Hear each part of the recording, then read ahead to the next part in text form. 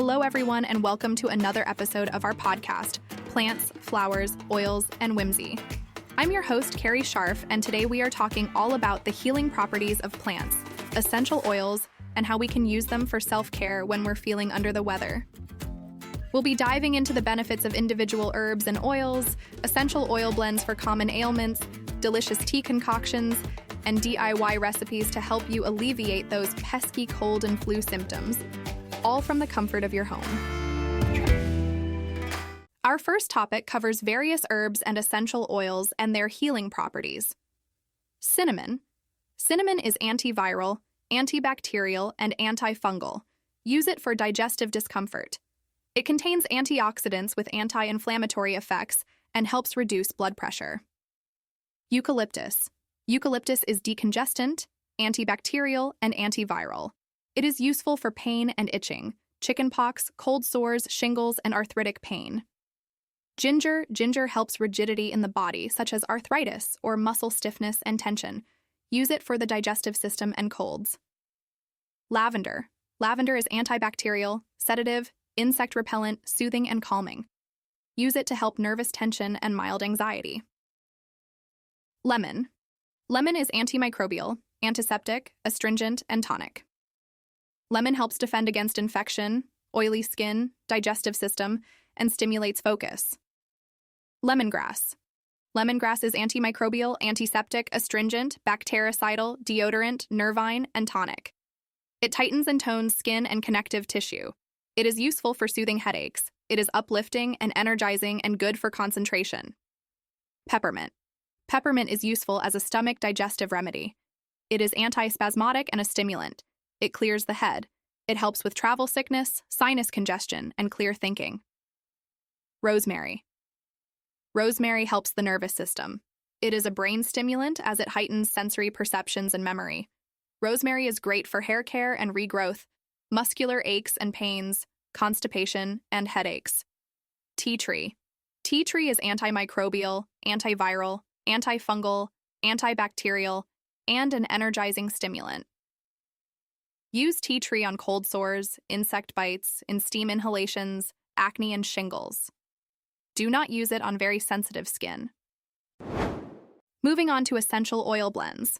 Check the show notes for 10 essential oil blends such as the Breathe Easy, Common Cold, Get Well, and more.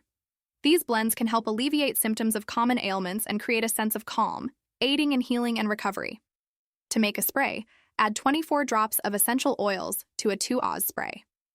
Add in 2 tablespoons of witch hazel and fill the rest with distilled water. You might like my free download, Spritz and Soothe, 10 self-care sprays you can make at home. See the show notes for a link to download. See the show notes. We're also giving some love to teas today. A hot cup of tea is more than just comforting. When brewed with the right herbs, it can also help alleviate cold symptoms and boost your immune system.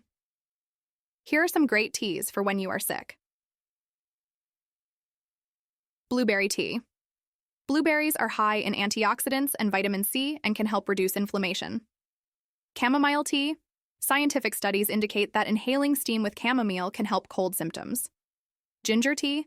Ginger has anti-inflammatory properties, helps with nausea, and reduces symptoms of respiratory illness.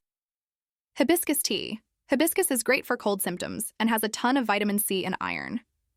Lemongrass tea. Lemongrass is antibacterial and antimicrobial and has plenty of antioxidants and vitamin C. Licorice root tea. It has antimicrobial and antiviral properties and helps with symptoms of a cold. Peppermint tea.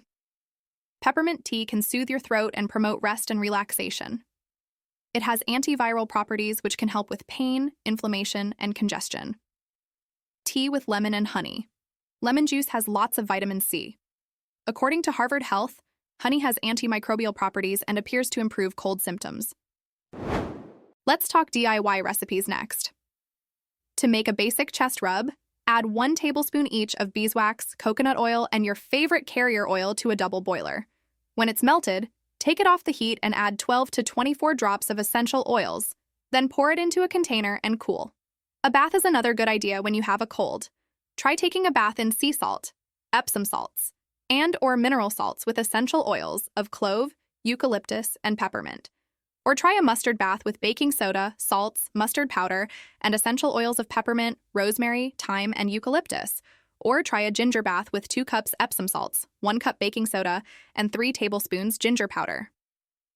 A ginger bath can help sore joints and muscles, increase circulation, reduce water retention, and is helpful when you have a cold, flu, or fever. Use hot water that is comfortable. Stay in the bath for a minimum of 15 minutes, but up to 40 minutes. Do not eat a full meal right before the bath. Drink water before and after to help flush out the toxins. After the bath, you will still sweat for an hour or 2. Last but definitely not least, we discuss 2 traditional remedies, the cold compress and steam inhalation. A hot compress is useful for painful joints, backache, toothache, and earache. Alternatively, a cold compress can help headaches, fever, sprains, strains, and insect bites.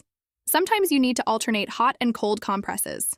Steam inhalation is a great way to relax or treat illness such as sore throats, colds, and other respiratory problems. Fill a bowl with boiling water or warm a mug full of water. Add in some cold water so you won't burn yourself. Next, add in 4 to 5 drops of essential oils.